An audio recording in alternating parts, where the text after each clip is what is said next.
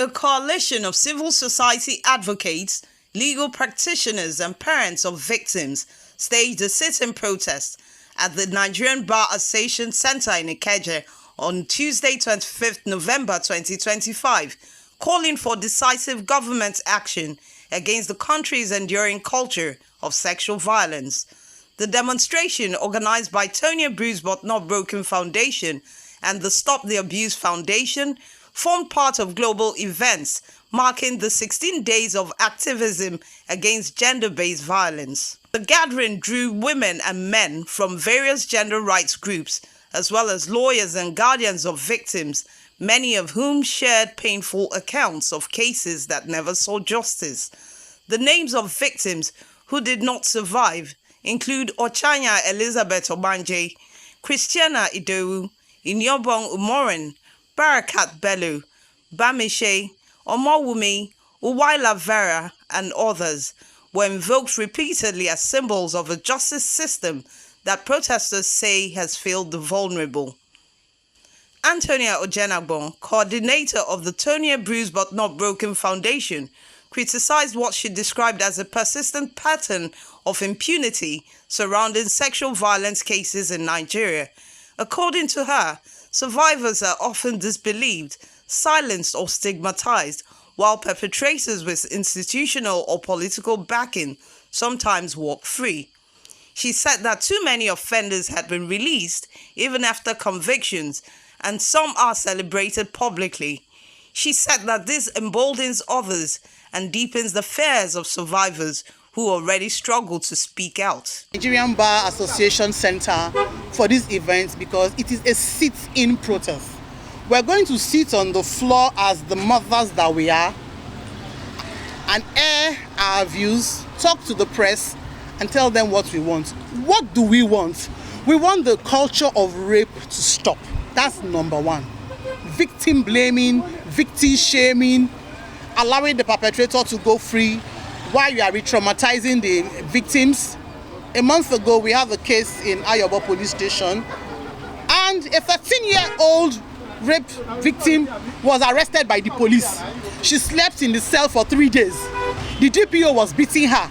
The gender police was slapping her. They were threatening her that the father of the perpetrator is an ex-policeman and that they were going to deal with her. Do you understand? So we want that culture of impunity to stop. The laws are there. Under the Lagos State criminal law, a child that is below the age of 18 cannot give consent for sex. So if you have sex with a child, if you penetrate a child that is below the age of 18, it is life imprisonment. Let us follow the law. We have the laws. It's not that we don't have the law. But let's follow the law. Let people be punished for their bad behavior. Let children be children. Give our children pen and not the pennies. Leave them alone.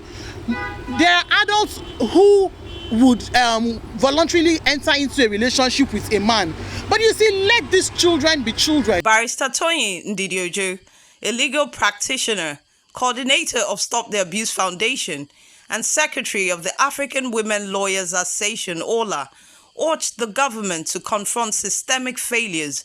She called for gender parity, stronger investigations, and a unified national framework modeled on Lagos State Sexual Offences Courts and Offender Registry.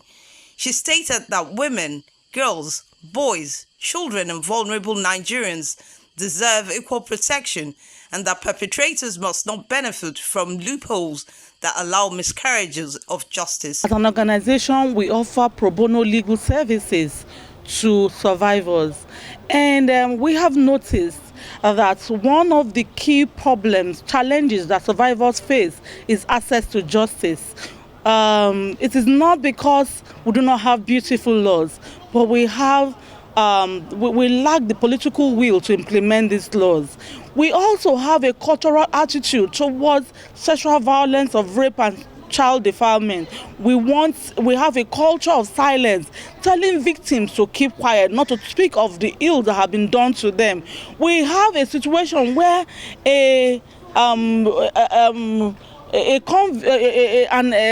somebody who was sentenced came back and was being applauded and congratulated.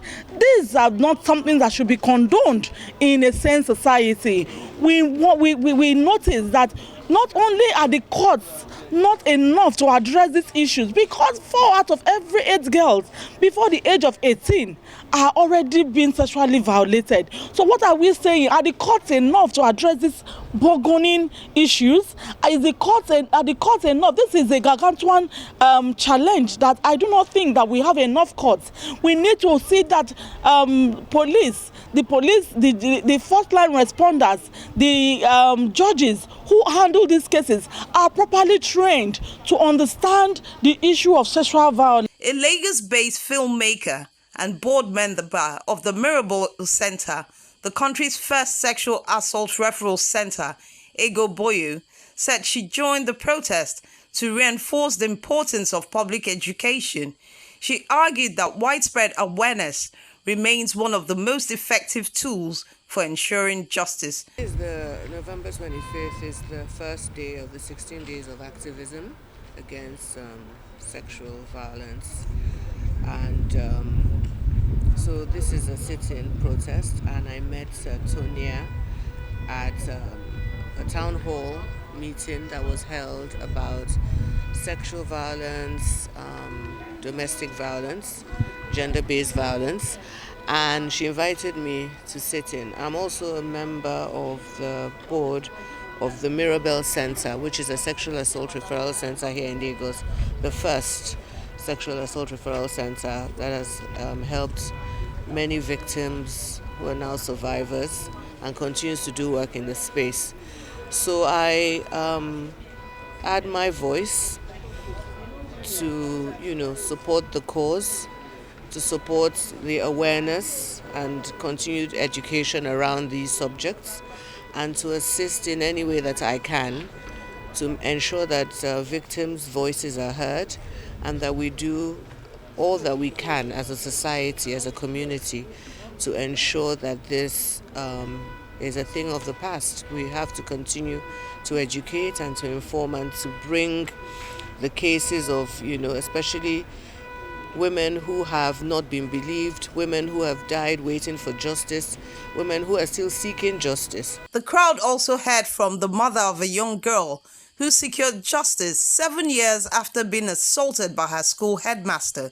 She recounted the emotional and psychological toll the process had taken on her daughter and urged Nigerian parents to remain alert to signs of distress in children. She was railway corporation building.